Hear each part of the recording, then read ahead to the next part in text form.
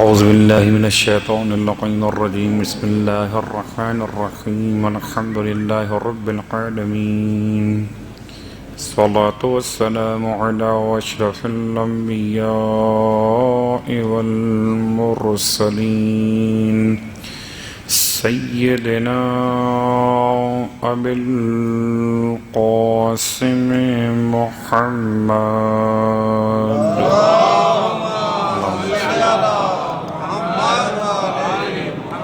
وقال أهل بيته الطيبين الطاهرين واللعنة الدائمة على أعدائهم أجمعين أما بعد فقد قال الله تبارك وتعالى في كلامه الحميد وفرقانه المجيد قوله الحق وهو أصدق القائلين بسم الله الرحمن الرحيم واتل عليهم نبأ الذي آتيناه آياتنا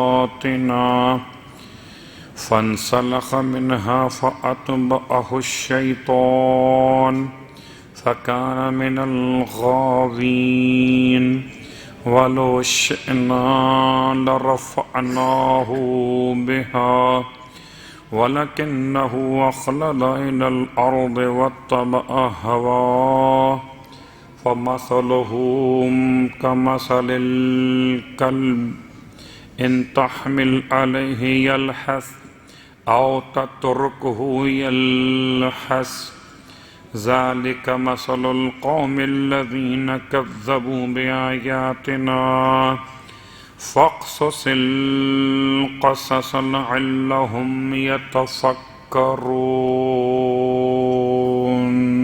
صلوات علی محمد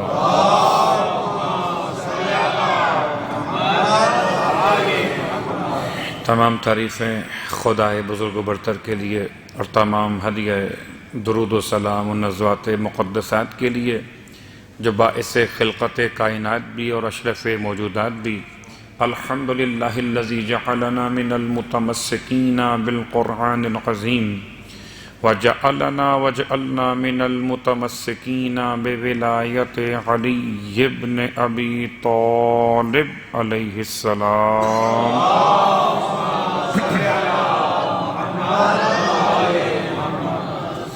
وجعلنا وإياكم إن شاء الله من الطالبين بثأره مع وليه الإمام المهدي من آل محمد عليهم السلام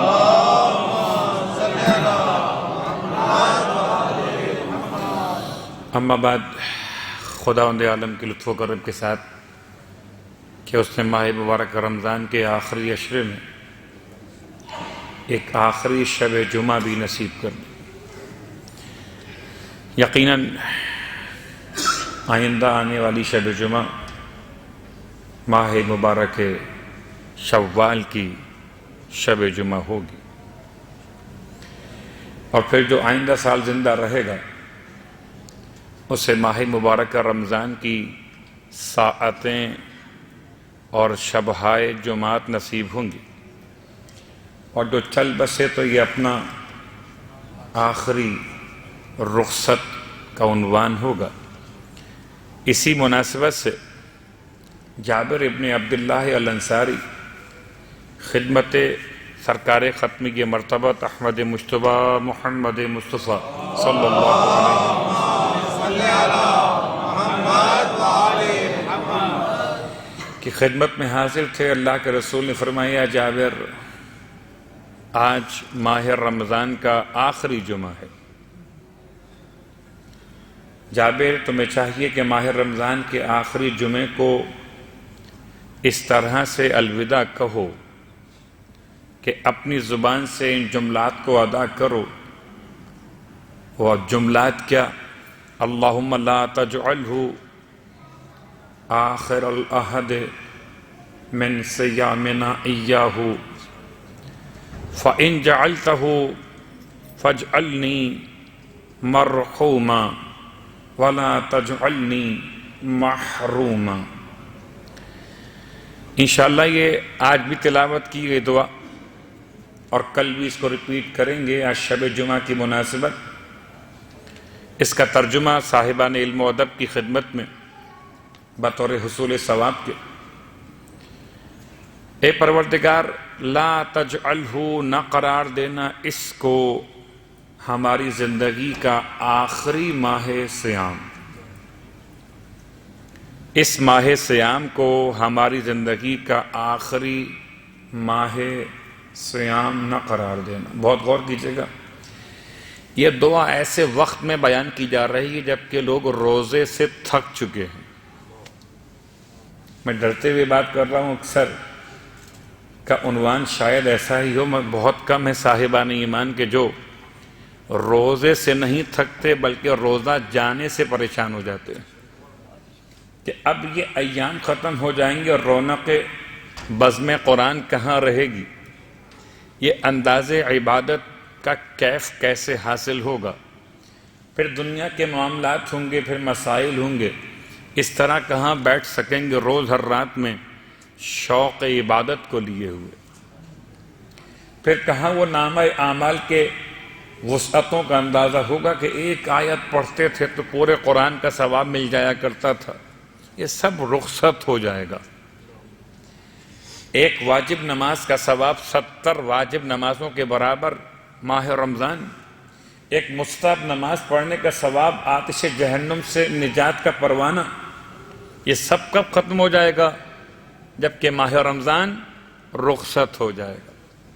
اس لیے ایسے ماحول میں غور کیجئے، یہ دعا اگر پہلے عشرے میں مانگی جائے تو اس کا اثر نہیں ہوگا کہ سب کے دل ویسے ہی متوجہ ہیں کہ ماہ رمضان ابھی تو شروع ہوا ہے۔ جب دل انسان کا بھر رہا ہو تو تب انسان کو چاہیے کہ رخصت کے ایام میں جبکہ بازاروں کی طرف دیگر مسائل کی طرف انسان متوجہ ہو رہا ہے، رونق مسجد آہستہ آہستہ کم ہوتی جا رہی ہے، اس وقت اللہ کے رسول نے جناب جابر سے ارشاد فرمایا تھا، جابر اس طرح سے کہو کہ پروردگار اس ماہ رمضان کو ہماری زندگی کا آخری ماہ صیام نہ قرار دینا۔ فَإِن جَعَلْتَهُ، کبھی خدا نصیب کریں انشاءاللہ کربلا معلیٰ کی زیارت ہم سب ساتھ چلیں۔ ایک ابتدائی زیارت ہوتی ہے، اس میں کیفیت الگ ہوتی ہے۔ آپ حرم پہنچے ہیں پہلی بار، یا جاتے رہتے ہیں کربلا مگر اس سفر میں پہلی بار حرم پہنچے، اور جیسے آپ داخل حرم ہوئے آپ بیتاب میں کسی طریقے سے آپ زری تک پہنچ جائیں، لیکن جب آخری بار رخصت ہو رہے ہیں کربلا سے تو آپ کی کیفیت کیا ہے؟ اس لیے معصوم فرماتے جب کربلا سے روضہ سرکار سید الشہداء رخصت ہونا تو اس طرح سے کہ اپنے قدم پیچھے ہٹانا کہ ذریعہ مبارک کی طرف تمہاری پشت واقع نہ ہو، اور انا للہ و انا الیہ راجعون پڑھتے ہوئے پیچھے ہٹنا یہاں تک کہ ذریعہ سرکار سید الشہداء تمہاری نگاہوں سے اوجھل ہو جائے۔ تو جانے کا انداز الگ ہے اور آنے کا انداز الگ۔ ماہ رمضان کا جو افتتاح اور آغاز تھا وہ الگ تھا، ماہ رمضان کی رخصت وہ الگ ہے۔ فَإِن جَعَلْتَهُ، پروردگار اگر تو نے اس ماہ مبارک کو میری زندگی کا آخری ماہ صیام قرار دینے کا فیصلہ کر لیا، اور فیصلہ ہو چکا ہے، لیکن ہم نہیں جانتے کہ فیصلہ کیا ہوا ہے۔ فیصلہ ہو چکا ہے، شب قدر ہو چکی تو فیصلہ ہو چکا کہ اب کون اگلے سال تک جیے گا اور کون اگلے سال مرحومین میں شامل ہو جائے گا۔ لیکن ایک ہمارا انداز ہے کہ ہم سب کو ہی مرحوم کہتے ہیں۔ سرکار نے فرمایا فَإِن جَعَلْتَهُ، اور اے پروردگار اگر تو نے یہ فیصلہ کر لیا کہ یہ ماہ رمضان میری زندگی کا آخری ماہ صیام ہو تو فَاجْعَلْنِي مَرْحُومًا، تو مجھے اپنی بارگاہ سے رحمت کا عنوان قرار دے، مجھ پر رحمت کو نازل فرما دے۔ فَاجْعَلْنِي مَرْحُومًا، وَلَا تَجْعَلْنِي مَحْرُومًا، اور اے خدا مجھے رحمتوں سے محروم نہ قرار دینا۔ تو یہ دعا ماہ مبارک رمضان کا آخری جمعہ اور اس کی شب کی مناسبت کو لیے ہوئے، شب کی مناسبت سے ایک اور جملہ آپ کی خدمت میں عرض کر دوں۔ ویسے تو جو لوگ ماشاءاللہ نمازی اور دعاؤں کے بہت زیادہ شوقین انہیں تو معلوم ہے، میں کو دہرا دیتا ہوں، اگر کل ممکن ہو آپ کے لیے تو نماز جعفر طیار، ویسے اس نماز کے لیے ایک دن کا مسئلہ، ایک وقت کا مسئلہ اور ایک مقام کا مسئلہ۔ مقام کے اعتبار سے خدا نصیب کرے مشہد مقدس میں ہو تو امام رضا علیہ السلام کے روزے پر، مکہ المکرمہ میں ہو تو مسجد حرام کے اندر، مدینہ منورہ میں ہو تو پھر صفہ نامی علاقے میں، اس کو اصحاب صفہ کے نام سے یاد کیا جاتا ہے، مقام زیارت صفہ نامی علاقے میں نماز جعفر طیار۔ اور مسئلہ اگر آپ تینوں مقامات میں کہیں پر بھی نہیں ہیں تو جہاں پر ہیں، جہاں پر بھی ہیں وہاں پر اس نماز کو انجام دیجئے، بجا لائیے۔ یہ 4 رکعت نماز ہے، 2 رکعت کر کے پڑھی جاتی ہے نماز جعفر طیار۔ اور خالی اس کے پس منظر میں ایک جملہ کافی کہ یہ نماز اصلاً نماز رسول خدا صلی اللہ علیہ وآلہ وسلم،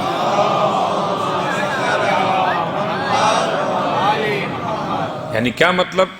جیسے دعائے کمیل ابن زیاد دعائے کمیل نہیں ہے، دعائے مولائے متقیان ہے، اور اس سے پہلے یہ دعائے خضر علیہ السلام ہے۔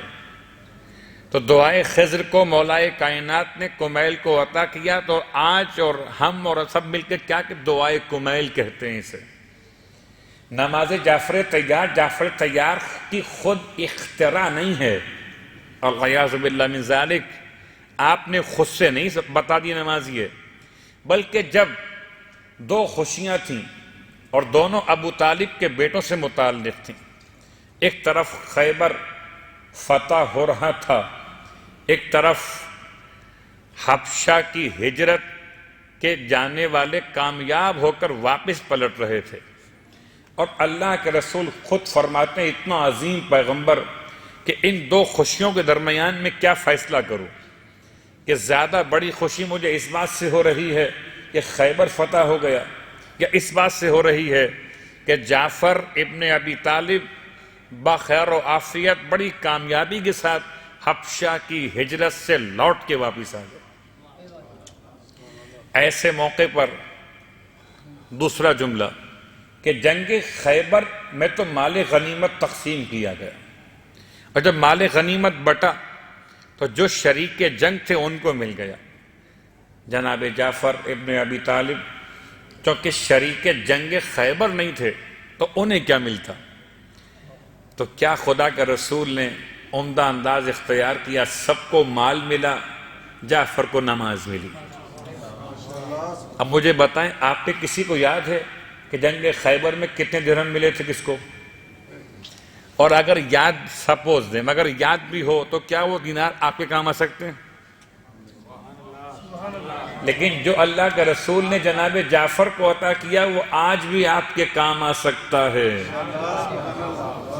بظاہر تو اس وقت دیکھنے میں فیل ہوا ہوگا یہ کیا بات ہوئی، کیا صرف نماز؟ صلوات پڑھیں محمد و آل محمد۔ نماز جعفر طیار بہت مشہور نماز ہے، برادران اہل سنت بھی اس کو انجام دیتے ہیں، ذرا سے اختلاف کے ساتھ، نماز تسبیح کے نام سے، صلاۃ تسبیح۔ لیکن ہمارے اور آپ کے درمیان یہ نماز مشہور ہے نماز جعفر طیار کے نام سے۔ نماز کی ترکیب سورہ زلزال رکعت اول میں الحمد کے بعد، رکعت دوم میں الحمد کے بعد سورہ والعادیات، 2 رکعت نماز مکمل ہو گئی۔ پھر 2 رکعت نماز میں الحمد کے بعد رکعت اول میں سورہ اذا جاء نصر اللہ والفتح، اور رکعت چہارم میں الحمد کے بعد سورہ اخلاص۔ یہ سورہ زلزال اگر یاد نہیں ہے یا دیکھ کے پڑھنا بھی ذرا مشکل ہے، سورہ والعادیات اگر یاد نہیں ہے یا اس کے تلفظ کی ادائیگی آسان نہیں ہو رہی ہے، یا اس کے ماں سوا کوئی اور مشکل سا مسئلہ ہے کہ آپ نہیں انجام دے پا رہے تمام ان خاص صورتوں کی تلاوت کے ساتھ اس نماز کو، تو خوب آسان راستہ موجود ہے۔ ہر مستحب نماز میں آپ یہ بھی کر سکتے ہیں کہ خالی سورہ الحمد پر اکتفا کر لیں، ہر مستحب نماز میں۔ البتہ جن نمازوں کے لیے سورہ مخصوص معصوم نے بیان فرمائے ان میں ان سوروں کی تلاوت بہرحال معتبر رہے گی، لیکن اگر نہیں کر سکتے، دیکھ کر بھی نہیں پڑھ سکتے، تو مثل نماز فجر کے 2 رکعت جیسے سورے اور پڑھے جاتے ہیں، انا اعطیناک الکوثر یا انا انزلناہ فی لیلۃ القدر، یا اور سورے اخلاص وغیرہ پڑھ لیجیے۔ تو یہ 2 رکعت نماز صورتوں کا مسئلہ حل ہو گیا۔ اب ایک مسئلہ اس میں تسبیح کا ہے۔ تسبیح دونوں سورے پڑھنے کے بعد حالت قیام میں ہر 4 رکعت، اس میں سے ہر رکعت میں 2 سورتیں پڑھنے کے بعد اب آپ نے 15 مرتبہ پڑھنا ہے، سبحان اللہ والحمد للہ ولا الہ الا اللہ۔ اس کے بعد رکوع میں جائیے، ذکر رکوع کیجئے، تو اس کے بعد یا خود رکوع کے ذکر کے طور پر تسبیح بھی کافی ہے، یہ آپ 10 بار پڑھ لیجئے، سبحان اللہ والحمد للہ ولا الہ الا اللہ واللہ اکبر، حالت قیام میں 15 مرتبہ، رکوع میں 10 مرتبہ، رکوع سے اٹھ کر سیدھے کھڑے ہوں 10 مرتبہ، پھر پہلے سجدے میں سجدے کے ذکر کے بعد یا ذکر کے خود مقام پر 10 مرتبہ، پھر اس سے اٹھنے کے بعد 10 مرتبہ، پھر سجدے دوم میں 10 مرتبہ، اور سجدے دوم سے اٹھ کر بیٹھ کر اس سے پہلے کہ قیام میں جائیں 10 مرتبہ، تقریباً نہیں یقیناً 75 مرتبہ ایک رکعت میں ذکر تسبیحات 4 مکمل ہوتا ہے۔ اور یہ 4 رکعت نماز 2 رکعت کر کے مکمل کی جاتی ہے، تقریباً نہیں یقیناً۔ پھر دہراتا ہوں کہ 75 150 اور پھر یہ 150 کل ملا کے 300 ٹائم ہو گیا تسبیحات 4۔ مولوی صاحب اتنا اچھا حافظہ نہیں ہے، کوئی طریقہ آسان بتائیے، مجھے کہاں یاد رہے گا۔ اور اس میں مشکل کیا ہوتی ہے، اگر آپ غلطی سے 15 مرتبہ تسبیحات 4 پڑھے بغیر رکوع میں چلے گئے تو یہ مس ہو گیا۔ صلوات پڑھے محمد وآل محمد۔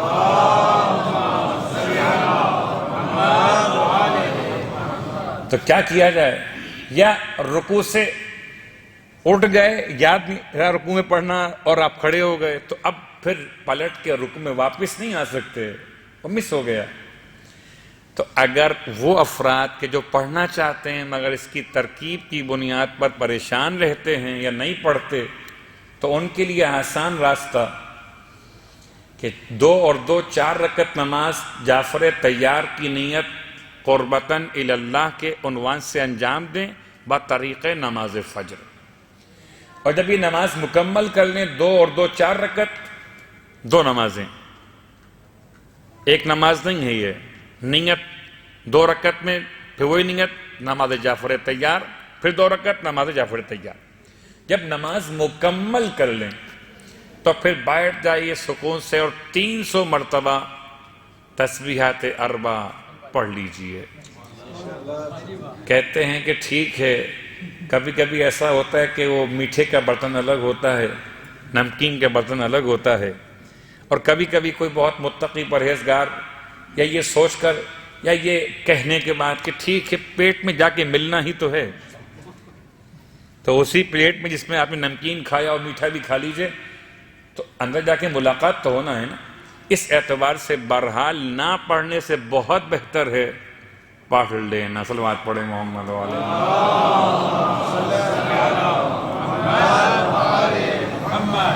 نماز جعفر طیار، اور اب اتنا طویل اس میں وقت لگ گیا کہ آج تم سوچ کر آئے تھے کہ بالم یا بلعم باورا کے عنوان پہ ذرا گفتگو کرنا چاہیں گے۔ ہمارا جو ٹاپکس رہا اس پورے ماہ مبارک میں، گرچہ حق ادا نہیں کر سکے اس کا، اس میں کوئی شک نہیں ہے، اس میں کوئی دو رائے نہیں ہے۔ بہت بڑا عنوان تھا، قصص القرآن والمعصومین والشرح حدیث معراج۔ یہ شاید 30 سال کا ٹاپک تھا کوئی، جو ہم نے چاہا کہ 30 دن مکمل کر لیں۔ تو آئیے، شاید آپ کو یاد ہو، اس ٹاپک پر ہم نے پہلا جو قصص میں سے قصہ لیا تھا وہ تھا جناب آدم علیہ السلام کے 2 بیٹوں کا واقعہ، اور وہاں بھی قرآن نے استعمال کیا وَاتْلُ عَلَيْهِمْ نَبَأَ ابْنِ آدم، سورہ مبارکہ المائدہ۔ وَاتْلُ عَلَيْهِمْ، اے پیغمبر ان کے سامنے تلاوت کیجئے، نبأ ابن آدم، آدم کے 2 بیٹوں کی خبر۔ اور آج بھی جو لفظ آیت کا وہ ہے وَاتْلُ عَلَيْهِمْ، آپ ان کے سامنے تلاوت کیجئے۔ تلاوت کیا کیجئے؟ نبأ، خبر، الذی، اس کی خبر کہ جس کو آتیناہ آیاتنا، ہم نے عطا کی تھی اپنی نشانیاں۔ اس کی خبر آپ سنائیے لوگوں کو کہ جس کو ہم نے اپنی نشانیاں عطا کی تھی۔ یہ کون ہے؟ اس کی تاریخ کیا ہے؟ آہستہ آہستہ بات آگے بڑھ رہی ہے، اور یہ حوالہ سورہ مبارکہ الاعراف کا ہے، اور آیت نمبر 175 ہے، آیت نمبر 175، اور سورہ مبارکہ الاعراف سورہ نمبر 7۔ وَاتْلُ عَلَيْهِمْ نَبَأَ الَّذِي آتَيْنَاهُ آیَاتِنَا، اس کی خبر سنائیے پیغمبر ان کو کہ جن کو ہم نے دے دی تھی اپنی آیات۔ فَانْسَلَخَ مِنْهَا، پس اس نے کیا کیا؟ وہ اتار کر، ان آیتوں کو اتار کر پھینک دیا، ان آیتوں کو اتار کر پھینک دیا۔ فَأَتْبَعَهُ الشَّيْطَانُ، اور شیطان نے اس کو اپنے راستے کی طرف متوجہ کر لیا۔ فَأَتْبَعَهُ الشَّيْطَانُ، عجیب جملہ ہے۔ شیطان 2 قسم سے انسان کو ورغلاتا ہے۔ جس کو دیکھتا ہے کہ اس کو ورغلانے کے لیے خود شیطان کو مرشد بننا ہے تو اس کو اپنا مرید بنا لیتا ہے، اور جس کو دیکھتا ہے کہ صاحب حیثیت ہے، یہ صاحب منصب ہے، یہ ہمارا مرید نہیں بن سکتا، تو خود اس کا مرید بن جاتا ہے۔ بہت غور کیجئے گا، شیطان کے مرید بننا بھی اور شیطان کا مرشد بننا بھی دونوں ہلاکت کا عنوان ہے۔ تو فرق یہ ہے کہ شیطان دیکھتا ہے کہ کس کے ساتھ کون سا راستہ اختیار کرنا ہے۔ فَأَتْبَعَهُ الشَّيْطَانُ فَكَانَ مِنَ الْغَاوِينَ، بس وہ ہو گیا کس میں سے؟ گمراہ ہو جانے والوں میں سے، غوا، گمراہ ہو گیا۔ وَلَوْ شِئْنَا لَرَفَعْنَاهُ بِهَا، اگر ہم چاہتے تو اس کو اٹھا لیتے، ان آیات کو اس کے پاس سے بہت پہلے ہی، جس کو ہم نے اپنی آیات دی تھیں، ہم چاہتے تو بہت پہلے سے اس کو اٹھا لیتے، لیکن ہم نے اٹھایا نہیں، لیکن خود اس نے اپنی ان آیات کو جو ہم نے اسے عطا کی تھیں، وَلَكِنَّهُ أَخْلَدَ إِلَى الْأَرْضِ، اس نے خود پسند کیا کہ وہ زمین پر ہی گر جائے، ہم تو چاہتے تھے کہ اس کو بلند کر دیں۔ وَاتَّبَعَ هَوَاهُ، اور اس نے اپنی خواہشات کی پیروی کر لی۔ فَمَثَلُهُ كَمَثَلِ الْكَلْبِ، اس کی مثال کتے کی مثال ہے۔ میں نے جملہ استعمال کیا، کیا کروں؟ پورے قرآن میں لفظ کلب کتنی بار استعمال ہوا؟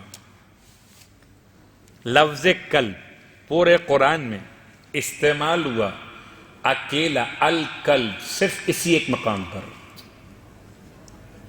یا استعمال ہوا کلبہم باسط ذرائعہ بالوسید سورہ کہف کے اندر، 3 مقامات پر، مگر کلبہم ان کا کتا، نہ کہ کتا، بڑا فرق ہے۔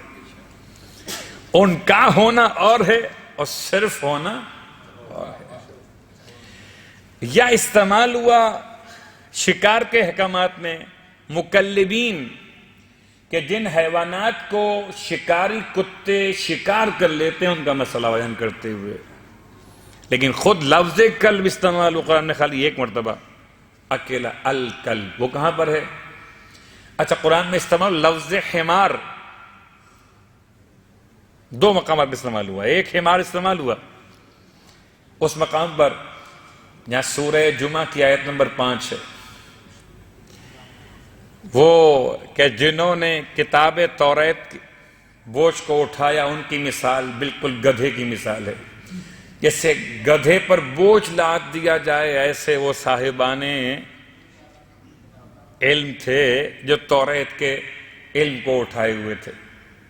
گویا سورہ مبارکہ جمعہ آیت نمبر 5 لفظ الحمار یا استعمال ہوا حمار حضرت عزیر کے واقعے میں کہ جو اپنے اس سواری کے ساتھ گزر رہے تھے اور انہوں نے بستی کے مردہ افراد کو دیکھا اور دیکھنے کے بعد خدا سے سوال کیا کہ سب مرے ہوئے ان کو دوبارہ زندہ کیسے کرے گا، یہ تو ان کی راکھ جھڑ رہی ہے، مٹی بن رہے ہیں، اتنے بوسیدہ ہو گئے، یہ دوبارہ انسان کیسے بنیں گے؟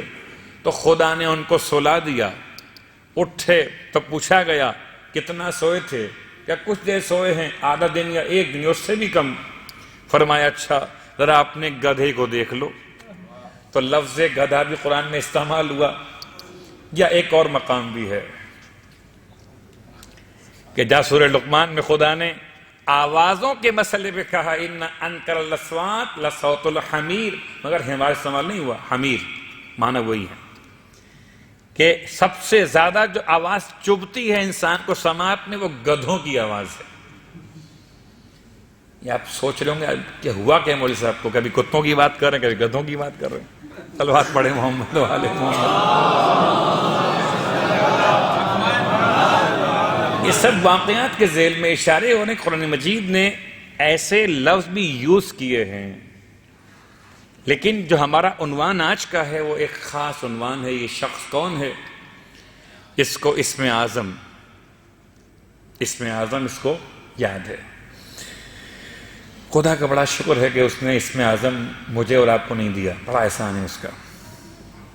فَمَثَلُهُ كَمَثَلِ الْكَلْبِ، بہت غور کیجئے گا، میں نے جملہ کہا کیوں ہے، اس کی وضاحت خود بخود ہو جائے گی، آپ خود کہیں گے ایسے صحیح بات ہے۔ فَمَثَلُهُ كَمَثَلِ الْكَلْبِ، اس کی مثال مثل کلب کے ہے، ان تحمل علیہ یلحس، اس کو کچھ دے دو تب بھی زبان باہر نکلی ہوئی ہے، تترکہ یلحس، اسے نہ دو دھتکار دو تب بھی زبان باہر نکلی ہوئی ہے۔ یعنی باقی سارے حیوانات کا مسئلہ مختلف ہے، ان کو کچھ مل گیا تو منہ بند ہو جاتا ہے، مگر کلب ایسا ہے اس کو وعظ کرو تب بھی، کچھ دو تب بھی، نہ کرو نہ دو تب بھی، یہ برابر رہتا ہے۔ قرآن نے اس لیے یہ نہیں بتایا کہ اس کے 4 ہاتھ پاؤں ہوں گے وہ کلب ہوگا، ہاں جس کے 2 لمبے لمبے کان ہوں گے، ایک دم ہوگی وہ کلب ہوگا، اس کے دانت بڑے نوکیلے وہ کلب نہیں، صفات سے مراد جسم نہیں ہے، صرف ایک صفت وہ ہے اس پر اثر نہ ہو نصیحت کا، اسے اسم اعظم دیا تب بھی زبان لٹکی ہوئی ہے، اسم اعظم چھین لیا تب بھی زبان لٹکی ہوئی ہے، تو اس کو تو مثل کلب بھی کہنا چاہیے نا۔ صلوات پڑھے محمد وآل محمد۔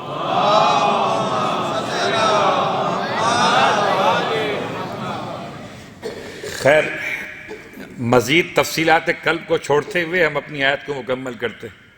ذالک مثل القوم الذین کذبوا بآیاتنا، یہ مثال ہے اس قوم کی کہ جنہوں نے ہماری آیات کو جھٹلایا۔ فقصص القصص، پیغمبر آپ ان کے واقعات کو بیان کیجئے، لعلہم یتفکرون، شاید کہ یہ لوگ تفکر اختیار کر لیں۔ یہ 2 آیات تھی سورہ مبارکہ الاعراف کی 175 اور 176۔ اب آئیے ان آیات کے ساتھ ساتھ اس مقام پر پوری تفصیل میں اگر میں جاتا ہوں کہ یہ کون شخص ہے تو بہت لمبا واقعہ ہے، میں اس کو شارٹ کرتا ہوں۔ موسیٰ علیہ السلام کے پہلے جانشین کون؟ جناب ہارون۔ علیہ السلام. ہارون کون؟ علیہ السلام، اللہ کے نبی، آپ کے سگے بھائی، رشتے میں نہیں بلکہ سگے بھائی آپ کے، ایک ماں کے دونوں بیٹے، ایک باپ کے دونوں بیٹے، باپ بھی ایک ہے ماں بھی ایک ہے، یعنی موسیٰ ابن عمران اور ہارون ابن عمران. مت ڈھونڈیے گا موسیٰ علیہ السلام کی ماں کا نام کیا، چھوڑ دیجیے. جناب ہارون کی ماں بھی وہی ہیں جو موسیٰ کی ماں ہیں. البتہ کہ جناب ہارون جناب موسیٰ سے سن و سال میں بڑے تھے، لیکن آپ کا انتقال بھی موسیٰ علیہ السلام کی حیات میں ہو گیا. موسیٰ علیہ السلام کی حیات میں جناب ہارون علیہ السلام میں انتقال ہو گیا. ایک قول یہ کہ آپ کی قبر مبارک مدینہ منورہ میں جبل احد کی بلندی پر ہے جناب ہارون. اور بعض لوگ کہتے ہیں جناب ہارون کی میت کو خدا نے جانب آسمان اٹھا لیا. خیر، جناب ہارون کی بات جناب یوشع بن نون، یہ کون ہے؟ یہ آپ کے بھانجے کہے جاتے ہیں بقول مورخین کے، واللہ عالم بالصواب. آپ کے بھانجے یوشع بن نون، ای بنے آپ کے وسیع.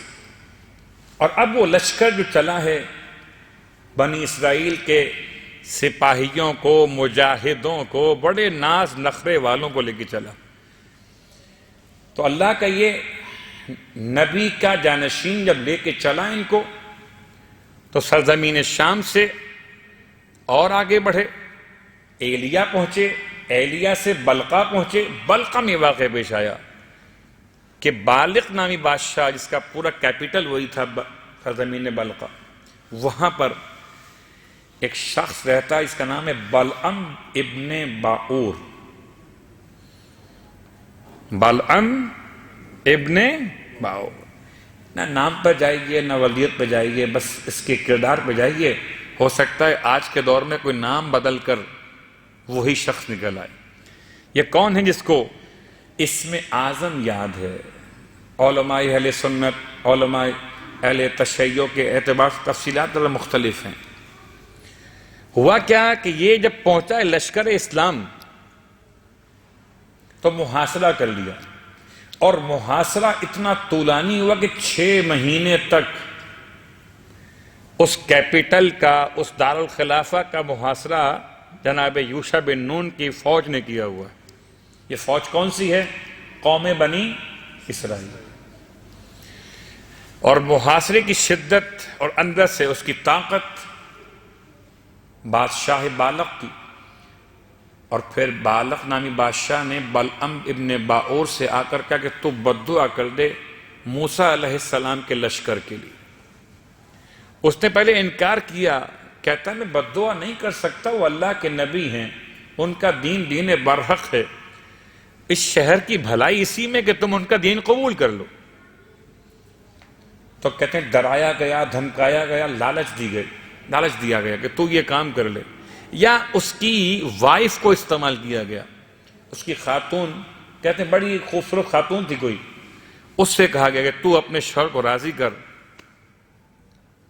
تو اس نے پہلا مشورہ دیا کہ ایسا کرو کہ نوجوان تقریباً 18-20 سال کی بچیاں گناہوں کے معاملات میں وہاں بھیج دو، کہ موسیٰ علیہ السلام کے لشکر میں جب یہ لڑکیاں جائیں گی، بے حجاب بچیاں جائیں گی، تو جو ان کا تقویٰ ہے سپاہیوں کو ختم ہو جائے گا. جب تقویٰ ختم ہو جائے گا تو ان میں لڑنے کی طاقت بھی نہ رہے گی. اب وہ پورا واقعہ چھوڑتا ہوں کہ پھر لشکر میں کیا ہوا، ورنہ یہ بات بہت طولانی ہو جائے گی. لیکن ایک بات تو واضح ہے کہ اگر حضرت موسیٰ علیہ السلام کے جانشین یوشع بن نون کا لشکر ہو اور اس میں ناصران جناب یوشع بن نون اگر بے پردہ عورتوں کے ساتھ رہیں تو ہتھیار کمزور ہو جائیں، طاقتیں کم ہو جائیں. آج ہم جو دعا مانگتے کہ ناصران امام زمانہ بنا دے، اور ماحول اگر ایسا ملتا ہے تو واقعاً آج کے دور میں یہ جہاد بہت عظیم جہاد. صلوات پڑھ لیں محمد و آل محمد.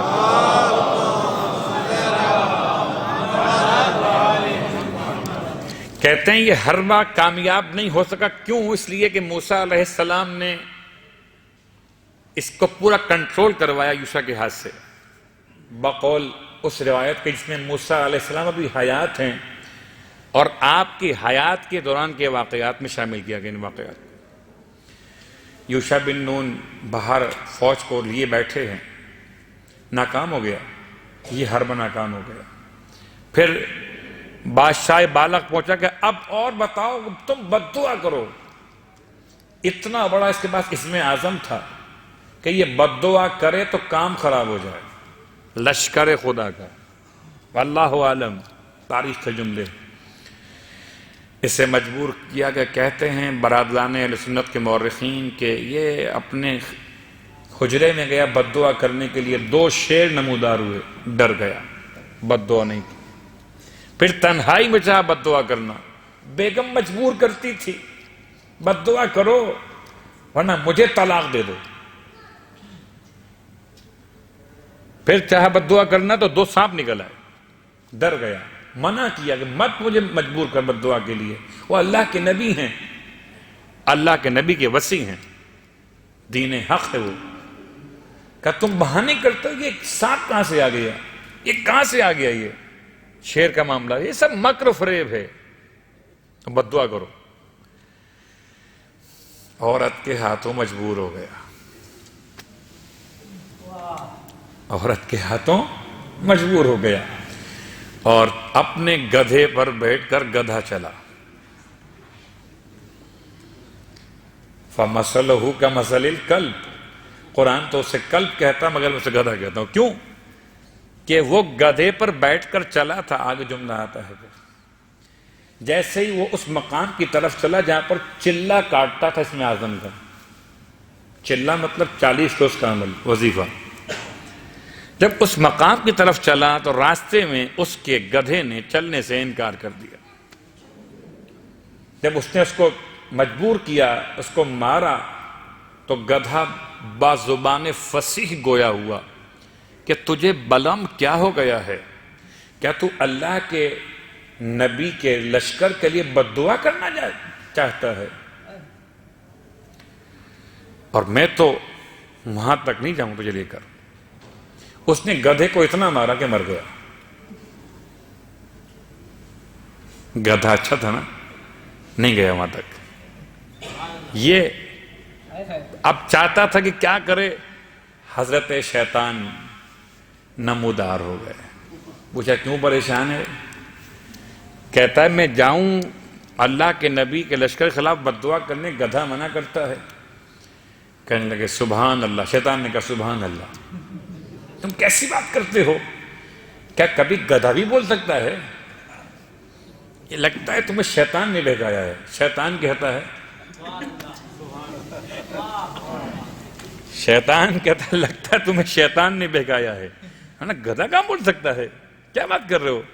اور دیکھو اب سنیں خاص جملہ، یہ کوئی بری بات نہیں ہے، تم اگر بد دعا کرو گے تو یہ حکومت باقی رہے گی، پھر تم یہاں پر رہو گے، لوگوں کی ہدایت کرنا، ان کو اچھی اچھی باتیں بتانا، اور تم ان کے درمیان نبوت کے سارے کام کر لینا۔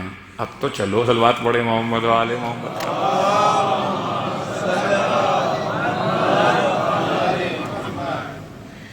شیطان کے حرب انسان سوچ بھی نہیں سکتا کہ وہ کن کن باتوں سے انسان کو متوجہ، یہ نیک کام ہے، اللہ والا کام ہے، یہ تم اس کو منع کر رہے ہو۔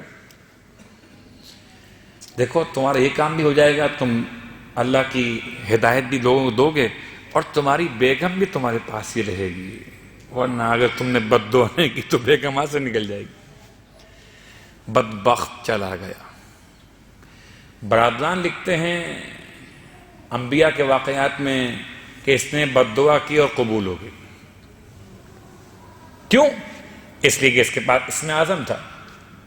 اور حضرت یوشع بن نون نے جب محسوس کیا کہ لشکر میں طاقت نہیں ہے تو آپ نے سجدہ کیا رب کی بارگاہ میں، اور خدا سے سوال کہ پروردگار تیری طاقت کے بغیر تم آگے نہیں بڑھ سکتے، یہ جو کچھ ہوا ہے لگتا ہے کہ یہ تیرے ہی کسی بارگاہ میں پہنچائے ہوئے الفاظ ہیں۔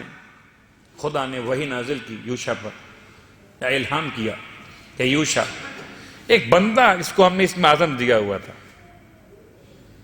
جس کو ہم نے اسم اعظم دیا ہوا تھا، اس نے بد دعا کی آپ کے لشکر کے خلاف، تو اسم اعظم کی بنیاد پہ قبول کرنا پڑی. تو آپ فرماتے پروردگار اب میں تجھ سے کہتا ہوں کہ تو اس سے اس کے اسم اعظم کی صلاحیت کو چھین لے، یہ میری دعا ہے. خدا نے کہا آپ کی دعا بھی قبول ہے، چھین لیا. اور اب وہ بد دعا کرتا ہے، اس کی بد دعا میں اثر نہیں ہوتا. یہاں تک کہ جمعرات کی یہ بات ہے، اتفاق سے آج جمعرات ہے، اور یہ جمعے کا دن پورا دن لڑائی ہوئی ہے. یہاں تک کہ سورج ڈھلنے لگا اور یوشع پریشان ہوئے. بہت غور کیجیے گا، پریشان ہوئے. کہتے ہیں پروردگار اگر سورج ڈھل گیا تو ہفتے کا دن تو یہ لڑیں گے نہیں.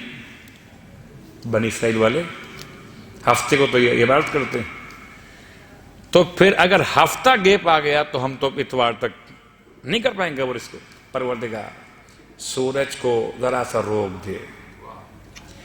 یوشع بن نون کی دعا قبول ہوئی اور 2 گھنٹے سورج نے ڈلے. صلوات پڑھے محمد و آل محمد.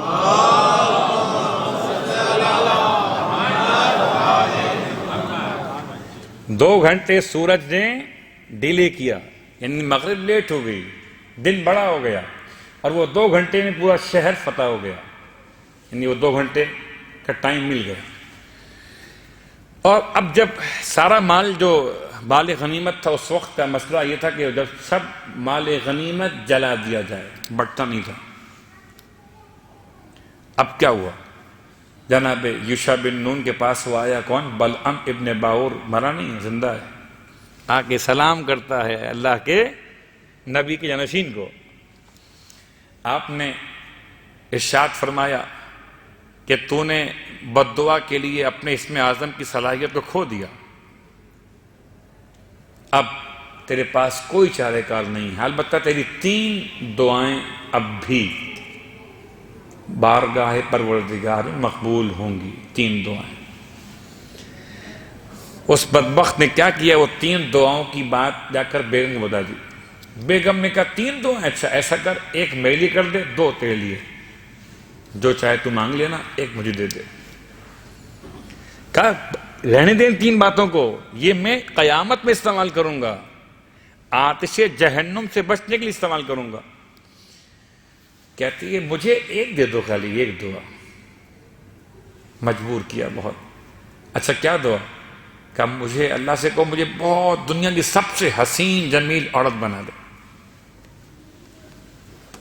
کہ تو پہلی خوبصورت ہے، کیا چاہتی ہے؟ اور کہ نہیں، تم دعا کرو. اتنا مجبور کیا کہ اس نے دعا کر دی، اور 1 دعا وہ یوز ہو گئی، اور وہ اتنی خوبصورت ہو گئی، گھر میں روشنی ہو گئی اس خاتون کے خوبصورتی کے حوالے سے. لکھا کتابوں میں. دعا قبول ہو گئی. اب جب اتنی حسین ہو گئی تو اس کی شدت میں، ریئیکشن میں بلعم ابن باور ہو گیا بالکل کالا سا. میچ ختم ہو گیا، مس میچ ہو گئے دونوں.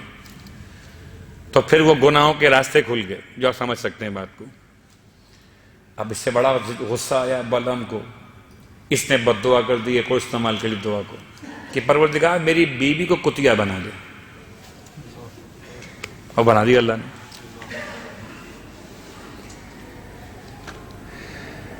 بچے گھر میں رونا پیٹنا مچ گیا جب وہ حیوان بن گئی.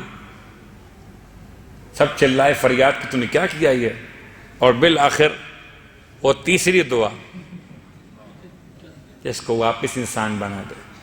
خسرت دنیا والآخرہ.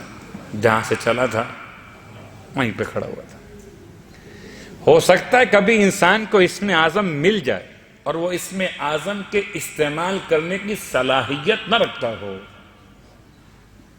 ہو سکتا ہے کہ انسان کی دعائیں مقبول ہو رہی ہوں اور وہ اپنی دعا کے مستجاب ہونے کو غلط استعمال کر لے. آج شب جمعہ بھی ہے، شب مغفرت، شب توبہ بھی ہے،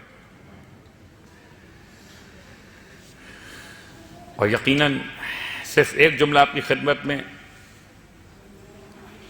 سلیبس کے حوالے سے بھی ہے کہ کچھ ایسے مسائل ہیں جن میں انسان گناہان کبیرہ میں ایک ایسا گناہ بھی ہے اس کا تعلق وصیت سے ہے. اگر کوئی شخص اپنی وصیت میں کسی رشتہ دار کو، کسی وارث کو محروم کرنے کے لیے جملہ لکھوا دے یا اپنے حصے کے میراث کو کسی گناہ کے لیے مخصوص کروا دے، تو ذمہ داری پھر یہ ہے جس کو وصی بنایا گیا ہو کہ وہ انصاف سے کام لے، نہ تو گناہ میں استعمال کرے اس کے پیسے کو، اس کی وصیت کے برخلاف۔ لفظ استعمال ہوا جنف، سورہ مبارکہ البقرہ آیت نمبر 182۔ جنف یعنی کسی رشتہ دار کو ظلماً محروم کر دینا، کسی وارث سے اس کے ورثے کو چھین لینا، یہ گناہ کبیرہ میں شامل ہو گیا۔ لیکن ایک جملہ اور سن لیجئے، اور یہ شرعاً انسان کے پاس اپنے مال کے بارے میں جو وصیت کا آپشن ہے وہ 1/3 کے اندر ہے۔ 1/3 حصہ میرے وصیت کے لیے اور 2/3 حصہ باقی ورثاء کے لیے۔ مگر امام فرماتے ہیں، مولا کائنات علی ابن ابی طالب علیہ السلام فرماتے ہیں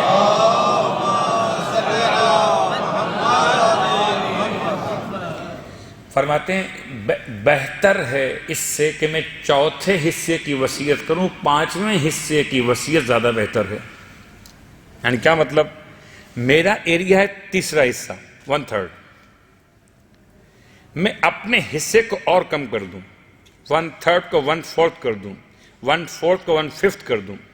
امام فرماتے ہیں زیادہ بہتر ہے 1/6 میں وصیت کرنا 1/5 کے مقابلے میں، 1/5 میں زیادہ بہتر ہے وصیت کرنا 1/4 کے مقابلے میں، اور 1/4 میں زیادہ بہتر ہے 1/3 کے مقابلے میں۔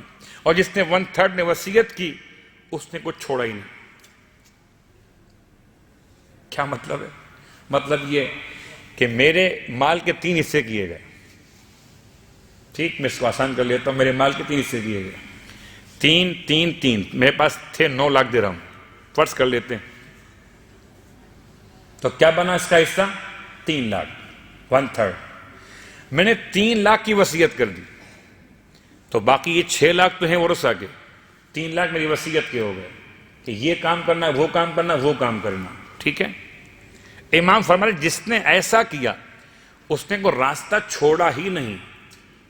اب امام فرماتے کہ انسان کو چاہیے کہ اپنی وصیت میں غریب رشتہ داروں کا خیال کرے، خاص طور سے کہ جو وارث نہیں ہیں مگر رشتہ دار ہیں، ان کے ساتھ صلہ رحمی انجام دیتے ہوئے اپنی وصیت میں ان کے لیے حصہ چھوڑ دے۔ بہت غور کیجئے گا، زندگی میں جو آپ نے کرنا وہ الگ موضوع ہے۔ حسن افطس چچا زاد ہے امام جعفر صادق علیہ السلام کا شخص، امام نے 70 دینار وصیت فرمائی اس کو دینے کے لیے، 70 دینار۔ لوگوں نے کہا مولا اس کو، وہ تو آپ کا نام فرمان ہے، آپ کا مخالف ہے، آپ کا دشمن ہے گویا۔ فرمایا کیا تم نہیں چاہتے کہ میں اللہ کی بارگاہ میں سرخرو ہو جاؤں کہ خدا نے جو فرمایا کہ وہ لوگ جو صلہ رحمی کو انجام دیتے ہیں اور جن سے تعلقات ملا کے رکھنے کا حکم دیا گیا ان سے تعلقات کو ملا کے رکھتے ہیں، کیا میں ان میں شامل نہ ہو جاؤں؟ تو وصیت کے باب میں جو میرا اپنا چیپٹر ہے 1/3، اس میں بھی اللہ کے رسول کی بارگاہ میں روایت اور بھی ملتی ہے کہ امام جعفر صادق علیہ السلام کے الفاظ کے اعتبار سے ایک شخص کے پاس صرف 6 غلام تھے۔ کتنے غلام؟ 6 غلام، اور اسے کوئی ملکیت نہیں ہے۔ غلام کا مطلب ایک باقاعدہ ایک بہت بڑی پراپرٹی کہہ لیجئے اس زمانے کے اعتبار سے، یا بہت بڑا ایک کیش کہہ لیجئے، کہ غلام نہیں بلکہ یہ 1 لاکھ روپے مثلا ہیں۔ یہ 6 غلام تھے، تو ایک غلام اگر 1 لاکھ کا بھی بکتا تو 6 لاکھ ہو جاتے۔ اور اس بندے نے وہ 6 کے 6 غلام اپنی موت کے وقت راہ خدا میں آزاد کر دیے، اپنے بچوں کے لیے کچھ بھی نہیں چھوڑا۔ اللہ کے رسول کو یہ خبر دی گئی تو آپ نے فرمایا تم بتاؤ میت کہاں ہے اس کی؟ کہ وہ تم دفنا چکے۔ فرمایا اگر تم دفنانے سے پہلے میرے پاس آتے تو میں مسلمانوں کے قبرستان میں اس شخص کو دفن ہونے کی اجازت ہی نہ دیتا. یعنی کیا مطلب؟ رشتہ داروں کے مسائل 3 طبقات ہیں میراث کے. ایک طبقہ وہ ہے جو طبقہ اولا کہلاتا ہے، اس میں اولاد ہے، والدین وغیرہ ہیں. ایک طبقہ بہن اور بھائیوں کا ہے. مثلا ایک طبقہ دادا دادی نانا نانی اور آئی صاحب آپ کا ہے. انسان کو چاہیے کہ اپنی وصیت کے باب میں وہ 1/3 حصے میں ان کو بھی، کہ جو فقیر ہیں غریب ہیں اس کے رشتہ دار یا بہت نیک اور متقی پرہیزگار ہیں، چلیے وہ نہ صحیح تو اس کے اپنے وارث اگر غریب ہیں، اسے معلوم ہے کہ اگر میں نے 1/3 میں وصیت کر دی تو میرے بیٹے کا مکان نہیں بن پائے گا، میری بیٹی کا کام نہیں ہو پائے گا، تو میں اپنی وصیت کو وڈرو کر لیتا ہوں یا 1/4 پہ لے آتا ہوں، 1/5 پہ لے آتا ہوں، 1/6 پہ لے آتا ہوں، تاکہ میرے بچوں کا کام پورا ہو جائے. انسان اگر محسوس کرے تو اس طرح کی وصیت کرنا کہ سب کو محروم کر دیا جائے، یہ بھی گناہ کبیرہ ہے.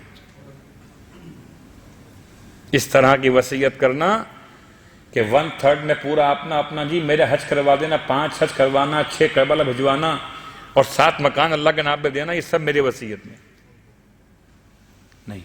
گناہ کبیرہ ہے اگر میں کسی رشتہ دار کا حق مار کے اپنی وصیت میں اپنا حصہ استعمال کروں. ایسی انسانیت لائیے کہ جانے کے بعد بھی لوگ دعا دیں. چچا مر گئے، دادا مر گئے، ماموں مر گئے، مگر ہم میراث میں شامل تو نہیں تھے، مگر کچھ حصہ ہمیں مل گیا. اللہ اکبر. عزیزان محترم، بس دل چاہتا ہے شب جمعہ وقت قبولیت دعا ہے تو مجھے یاد آتی ہے کہ ایسی بچی اس کو پانی پلا کر ایک مومنہ نے 3 دعائیں منگوانا چاہی تھیں. آپ بھی چاہتے ہیں کوئی نیک کام کریں کہ لوگ آپ کو دعا دیں، اور کسی یتیم کے ساتھ شفقت کی جائے تو دعا تو ملتی ہے نا. اور جب بچی پانی مانگ رہی تھی، کوفے کی گلیاں ہیں، تو اپنے گھر کی چھت پر سے کہتے ہیں خاتون نے دیکھا تو گھر سے ایک پانی کا بھرا ہوا کوزہ لے کر آئی ہے اور آ کر کہتی ہے قیدن بچی یہ پانی پی لے اور میرے حق میں 3 دعائیں کر دے. بچی نے کوزہ آپ کو لیا ہی تھا کہ جناب زینب کی آواز بلند ہوئی، بیٹی پہلے دعائیں تو پوچھ لو. ہائے پہلی دعا عجیب دعا تھی. ایک قیدن بچی تو دعا کر جیسے تم اسیر ہوئے، میرے بچوں پہ اتنا برا وقت کبھی نہ. بڑا ظلم تھا. ہائے جناب سیدہ سکینہ کس طرح دعا کریں، پروردگار جیسے ہم یتیم ہوئے، جیسے ہمارا بابا مارا گیا، ایسے اس خاتون کے بچے یتیم نہ ہوں. اجرکم علی اللہ پہلی دعا. اور ایک دعا یہ بھی تھی کہ مدینے جائیں، مدینے جا کر کیا کرنا ہے. جناب زینب نے سوال کیا تھا، بتا اے معظمہ، اے خاتون تو بتا کہ مدینے میں کس سے ملاقات کرنا ہے. وہ کہتی ہے محلے بنی ہاشم میں جانا چاہتی ہے. محلے بنی ہاشم کا نام آیا، بی بی کلیجہ منہ کو آ گیا. فرمایا محلے بنی ہاشم میں کس کے پاس جانا چاہتی ہے، بس یہ سننا تھا. وہ خاتون کہتی ہے قیدن خاتون میرے لیے ممکن نہیں کہ میں اپنی شہزادی کا نام اس مجمع میں، یہاں نامحرم ہیں، یہاں پر سپاہی کھڑے ہوئے ہیں. ہائے غربت جناب زینب کبریٰ، میں اپنی شہزادی کا نام اس مجمع میں لوں گی. ہاں اگر تم جاننا چاہتی ہو تو یہ سمجھ لو کہ میری شہزادی کے بھائی کو عباس کہتے ہیں، میرے شہزادی کے لخت جگر کو علی اکبر کہتے ہیں. ہائے غربت ہے جناب زینب کبریٰ رو کے فرمایا یہ تو بتا کہ کیا تو اپنی شہزادی کو جانتی بھی ہے، کہ کبھی ملاقات ہو تو پہچان بھی لے گی. کہتی کیوں نہ پہچانوں گی، میں نے بڑی خدمت کی ہے، بڑے عرصے میں نے ساتھ رہ کر گزارا ہے زمانہ، بس یہ سننا تھا۔ بی بی نے اطراف کے ماحول پر نگاہ فرمائی ہے، جب کسی کو متوجہ نہ پایا تو اپنے چہرے مبارک کو اٹھایا اور اس کے سامنے ارشاد فرمایا، ام حبیبہ نہیں پہچانا؟ میں کہوں گا اتنا جلدی تو کسی کی دعا قبول نہ ہوئی ہوگی کہ ادھر زبان سے نکلا کہ مدینے والی شہزادی کی زیارت نصیب ہو، ادھر جناب زینب کا چہرہ دیکھ لیا، لیکن گھبرا کے کہتی ہے منہ پیٹ کر، شہزادی یہ سب کیا ہو گیا؟ ارے علی اکبر کیا ہوئے، مولا عباس کیا ہوئے؟ اور بی بی فریاد کرتی رہی سب شہید ہو گئے، ارے ہم اسیر ستم ہو گئے۔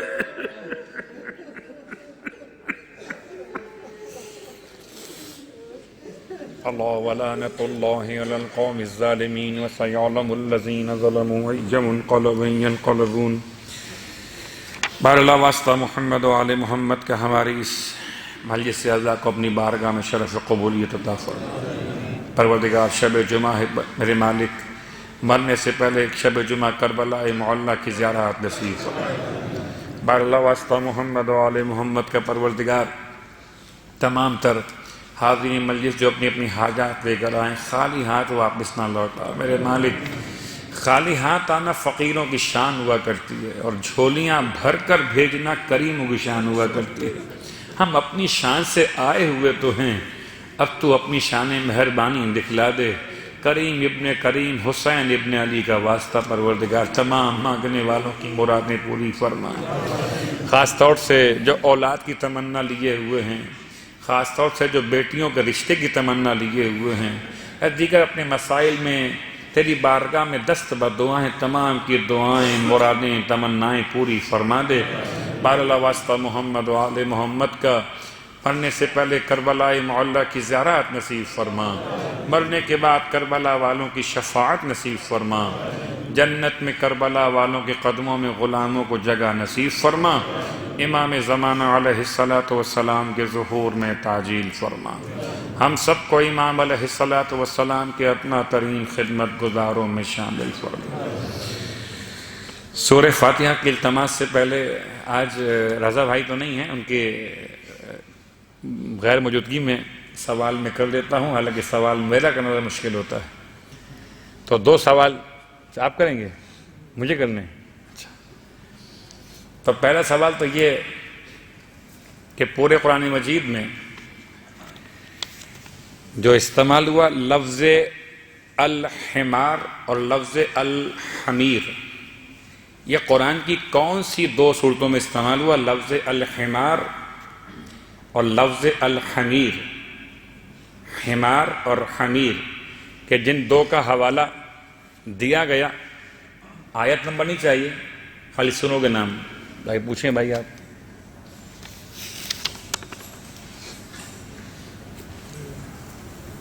سورہ نمہ میں حمار آیا اور سورہ لقمان میں حمیر آیا۔ صلوات پڑھ لیں محمد والے۔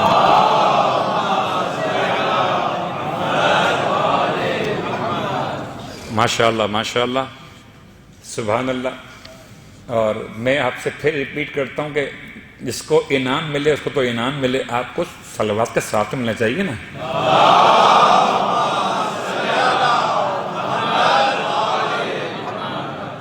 دوسرا سوال، اور یہ سوال متعلق ہے حضرت یوشع بن نون کے معاملات سے۔ وہ 3 شہر کون سے تھے کہ جن کو جناب یوشع بن نون نے فتح کیا؟ وہ 3 شہر کے نام بتائیے۔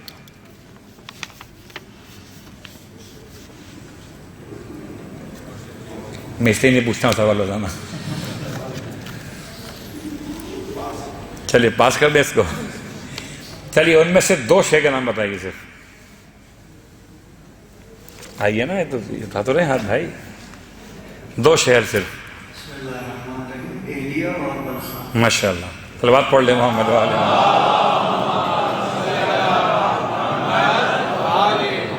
تیسرا تھا شام۔ سورہ فاتحہ کی التماس سے آج کی افطار لیلانی فیملی کی طرف سے تھی اور ایک بندے خدا کی طرف سے تھی. ان دونوں فیملیز کے مرحومین کے لیے، مرحوم روشن علی لیلانی مرحومین Dharsi family, merchant family, Niyani family, Poonawala family اور تمام مومنین کی فیملی کے مرحومین کے لیے، تمام شہدائے ملت کو یاد فرماتے ہوئے اور جن کا کوئی وارث فاتحہ خواہ موجود نہیں، ان تمام کے لیے الفاتحہ. بسم اللہ.